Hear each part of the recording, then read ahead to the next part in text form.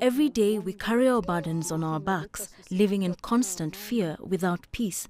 We can only pray that our leaders will recognize our suffering, end the war, and help us rebuild our lives through agriculture.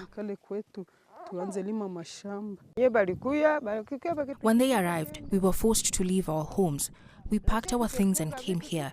Now, we return only to gather small firewood, while other displaced people have already taken what was left of our homes. They take everything, and we, the rightful owners, are left with nothing. This is suffering. The rain will soon fall on us and our children, and we have nothing to protect them. And we earlier spoke to CGTN's Ethan Tashobia in Kigali and Chris Ochamringa in Kinshasa for the very latest. More than 770 was released by the United Nations and the government in the DRC, but there are some civil society organizations in Goma that are saying that that figure is likely to be higher because some of the victims of this conflict that happened last week in the city of Goma were buried before they were counted by the International Committee of the Red Cross and other aid agencies in the area. And they are saying the situation is very bad. The Minister of Foreign Affairs in the DRC has said that there are thousands of people who are trapped with limited access to food, water and medicine, and she's calling on the international community to rein in on the rebels and their backers, the Rwandan Defense Forces, to stop this fighting. The international community, the United Nations, the African Union, the East African Community and the Southern African Development Community have all called on both warring sides to cease fire and to allow a dialogue to take place so that this conflict may be resolved. But the head of the M23 rebels recently held a press conference and said that they are going to capture more territories and march all the way to Kinshasa to topple the government of President Felix Tshisekedi. So it looks like the situation is going to get worse before it gets any better. According to some security officials in the DRC, the M23 rebels tried to enter the province of South Kivu, which neighbors North Kivu, and there were fierce clashes that broke out on Wednesday. The government troops are reported to have repulsed them, pushed them back from the area that they were trying to capture, Kalehe territory. There were also two areas that they were reported to have entered. The officials here have not given any official communication yet, but there are some civil society members who are saying that the rebels managed to get into one area of South Kivu Province. This is a territory that's very rich in minerals in eastern DRC, and the capture of this area will be a big blow to the Congolese government. There are calls by the international community for peace to be restored in the area.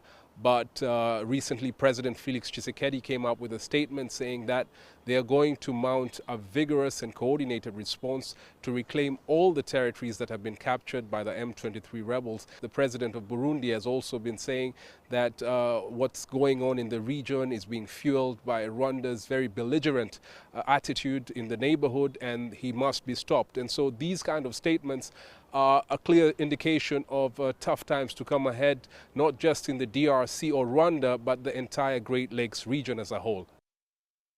Rwanda maintains that there is some sort of bias and uninformed opinion from the international community regarding the fighting in DRC, especially what they describe as the deafening silence on Congolese government in collaboration with the FDLR. This is an armed militia that is, includes the remnants of the 1994 genocide, the perpetrators of the 1994 genocide against the Tutsi here in Rwanda, who are fighting alongside the Congolese government, who are so much equipped, armed allegedly by the Congolese government, and they're fighting alongside the Congolese forces against M23, but also threatening Rwanda's security.